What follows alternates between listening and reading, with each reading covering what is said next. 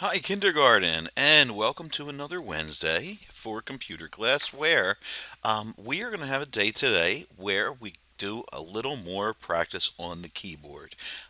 And these days, in this video I'm going to create, if we were in school in normal years during computer class for kindergarten, we would do this about once a month. So once every 4 or 5 weeks, we would have a day where we spent the whole class just doing practice in different ways we can on the keyboard. And if you remember, or if anybody watched my earlier lesson in the year, I said that students in kindergarten getting used to finding letters or other keys on the keyboard and being able to find them, press them, and have be successful with that is probably one of the most important skills for all of kindergarten computer class. Now, I'm going to first pull up a picture of the keyboard here. Now, most keyboards look like this. Some are a little bit shorter where they cut off about right here where my mouse is making a line right here, and they're more of a compact keyboard, but most are like this. And there are so many keys. There's dozens of keys, many, many keys. And it may seem overwhelming at first or lead to people pressing ones that they shouldn't sometimes, but just so you know, I'm going to point out what the most important keys to know for kindergartners are. And we'll just go with the example of a compact keyboard. Some keyboards have this extra area over here where you have a number pad and some other keys, but on pretty much any keyboard you would go, it's going to have at the least this compact version right here. So let's start by thinking about our letter keys. Everything in the alphabet from A to Z, and they're arranged a little bit differently. That's all in the center main section of the keyboard right here. Those keys are definitely important that we know them, that we start finding where they are, that we can tell the difference between an I and an L, which are probably the keys that lower grades, kindergarten and first grade, get mixed up the most, the I and the L. And then we move on and need to know about this space bar, the biggest key on the keyboard that's used to add a space. Enter or return, this key right here, that's a really important one. The backspace key and the number keys. Now, does that mean those are the only things that anybody ever needs to know in their life? No. There's punctuation marks, there's special characters, there's something that shift or caps lock does, and many others.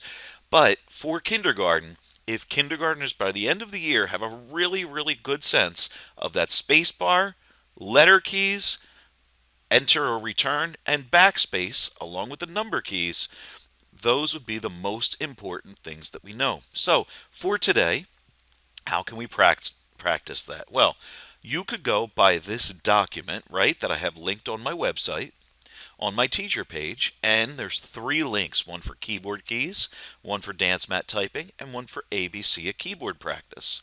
Or if you're more used to it this way and you already know, from our school's homepage, you could go down to Weymouth Portal right here and click on the links in that way, where we have the same ones, they're just not all together. Here we have keyboard keys, dance mat typing, and ABC. And I'm just going to make a note about each one because none of these are brand new.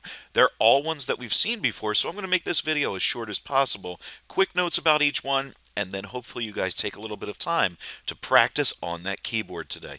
Keyboard keys, it's the simplest site. It doesn't look like it's the most fun, but it's probably the best one for kindergartners to practice. And that's the one where we use the start button and then on the keyboard try to practice typing out those letters the best that you can. Where we see right now there's an O, so we don't click on it, but we find an O on the keyboard, press it.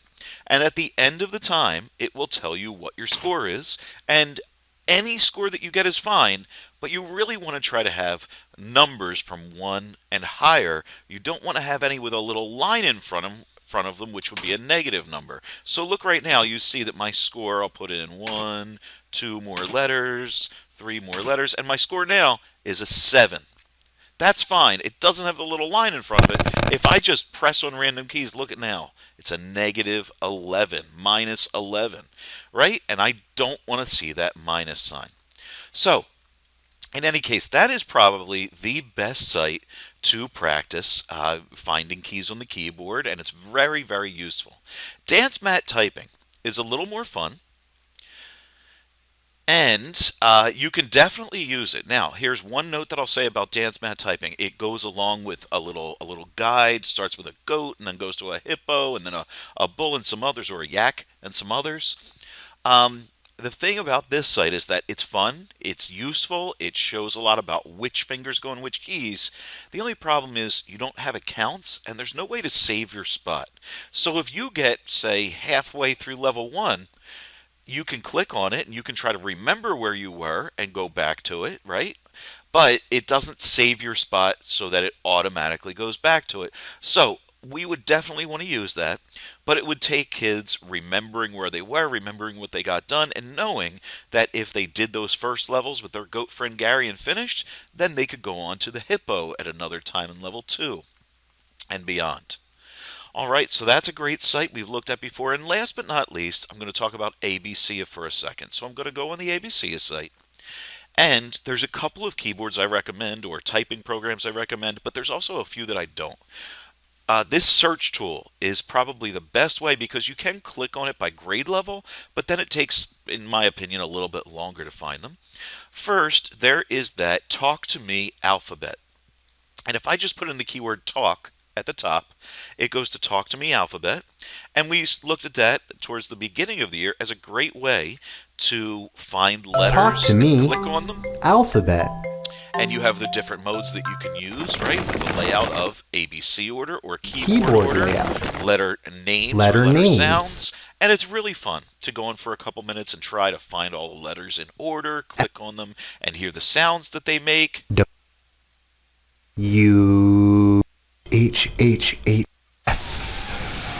Right? You A can have B those C in a different layout. order. A B B C C C.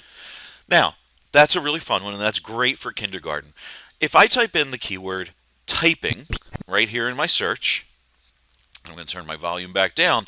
There are actually a lot of typing games. The only thing is, some of these are okay for kindergarten. Some of them, they go way too fast or a little too hard. It could be frustrating. So instead of clicking on a single one, I'm going to type in that keyword typing, press the enter key, and now I'm going to point out just a few that would be good for kindergarten. You also see a couple come up that aren't exactly typing practice, but cup stacking keyboard and cup stack typing. That's a good one right there because you can go at your own pace.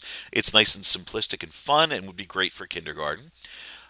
There's two of them that say junior. Ghost Typing Junior, and there's another one if we go into the next page that's a Typing Rocket.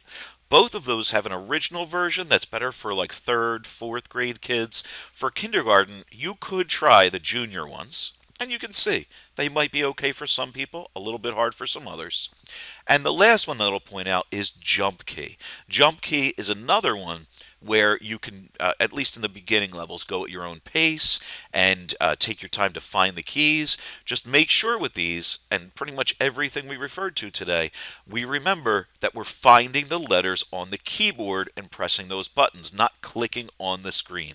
Because with every one of those, I get kids in a lot of the years where in kindergarten they want to click on those letters on the screen and use that mouse and button to point and tap on it, but we want to use the keyboard, right, to be able to find those keys and press them. So there's just a couple other ways that we can practice the keyboard, practice finding those letters, and getting used to typing for computer class for kindergarten.